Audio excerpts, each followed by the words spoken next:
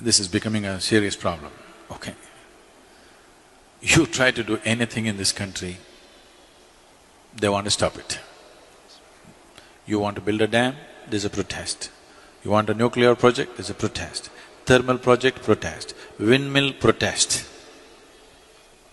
But everybody wants everything. In their homes, they want all the gadgets, they want 24 hours power, they want everything going. This is because we are only looking at the problems and we have not taken up the challenge of creating solutions in our minds.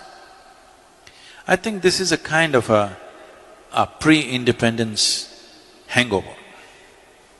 Because Mahatma Gandhi brilliantly designed a revolt against the British, not by killing them, not by shooting at them, not by bombing installations, but simply by stopping activity. Bandh, Hartal, Satyagraha came from there. It was a brilliant device for those days because we were conquered.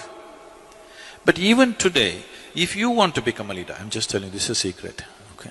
Suppose you want to become a political leader, don't try to build a road, build a dam, do this, do that. No. Gather 100 of your fans and block a highway. Make our lives miserable. You will become a leader. Yes, unfortunately, yes. You stop the train, you stop the road, you cut the water, cut the electricity, you will become a leader. If you make something happen, you will get ignored, of course. Making the nation go and making the nation stop are two different kinds of technologies. Mahatma Gandhi mastered the art of making the nation stop, and it was contextually the right thing to do for those times, because we were being ruled by somebody else.